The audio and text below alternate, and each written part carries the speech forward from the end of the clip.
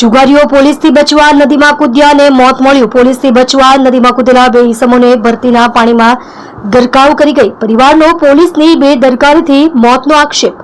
સુરતમાં કોઝવે નજીક તાપી નદીના કાંઠે જાડી ઝાખરામાં જુગાર રમવા બેઠેલા બે જેટલા ઈસમો પોલીસથી બચવા ભાગીને તાપી નદીમાં કૂદી ગયા હતા અને બંને ઈસમોનું તાપી નદીમાં ડૂબી જવાથી મોત નીપજ્યું હતું।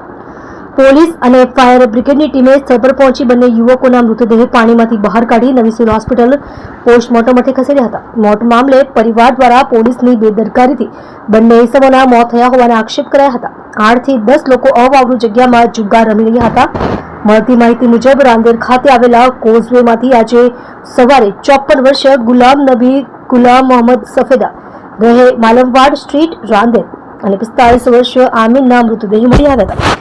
ત્યારબાદ બંનેને નવી સિવિલ હોસ્પિટલમાં ખસેડવામાં આવ્યા હતા। જોકે આ સમગ્ર ઘટનામાં ચોંકાવનારી વિગતો સામે આવી હતી। આ ઘટના અંગે એવું જાણવા મળ્યું હતું કે આ બંને મૃતકો તેમજ અન્ય 8 થી 10 જણા કોઝવે નજીક આવેલા અવાવરૂ જગ્યામાં જુગાર રમી રહ્યા હતા, જ્યારે બીજી બાજુ પોલીસ પેટ્રોલિંગ કરી રહી હતી। પોલીસને જોઈ નદીમાં કૂદ્યા અને મૃત્યુ પામ્યા। પોલીસને જોઈને જુગારીઓ જુગારધામ છોડીને આમ તેમ ભાગવા લાગ્યા હતા। ભાગદોડ દરમિયાન બે યુવકો પાળી પરથી તાપી નદીમાં કૂદી ગયા હતા અને પાણીની ભરતી આવી જતા બંને યુવકો ઊંડા પાણીમાં ગરકાવ થઈ ગયા હતા। ફાયર વિભાગની ટીમે ઘટનાસ્થળે પહોંચી બંનેના મૃતદેહને બહાર કાઢી લીધા હતા। જે બચાવવા જતા ઈચ્છતા હતા તેમને પણ જવા ન દીધા। પરિવારજનો મરણ જનાર ગુલામ નબી સફેદાના સ્વજનોએ જણાવ્યું હતું કે કોઝવે નજીક જુગાર રમાઈ રહ્યો હતો ત્યારે રાંદેર ડિસ્ટ્રિક્ટ પોલીસ આવી જતા અમારા સ્વજન ગુલામ નબી સફેદા અને અન્ય કેટલાક વ્યક્તિઓ પોલીસને જોઈને ડરના માર્યા આમ તેમ ભાગવા લાગ્યા હતા। ત્યારે તેઓ નદીમાં કૂદી ગયા હતા અને પાણીમાં ડૂબી જતા તેમના મોત નીપજ્યા હતા।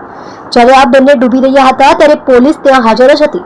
જે બચાવવા જવા ઈચ્છતા હતા તેમને પણ બચાવવા જવા દેવામાં આવ્યા ન હતા અને ત્યારબાદ પોલીસ ભાગી ગઈ હતી। પોલીસ સામે કાર્યવાહી થવી જોઈએ।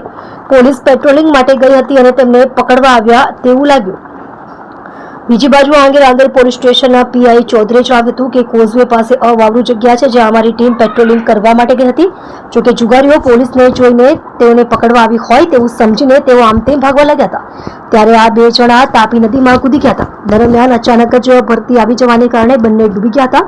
પોલીસ દ્વારા જ ફાયર બ્રિગેડને પણ જાણ કરવામાં આવી હતી। ત્યારબાદ સિવિલ હોસ્પિટલ ખસેડવામાં આવે ત્યાં સુધીમાં બેના મોત થઈ ગયા હતા।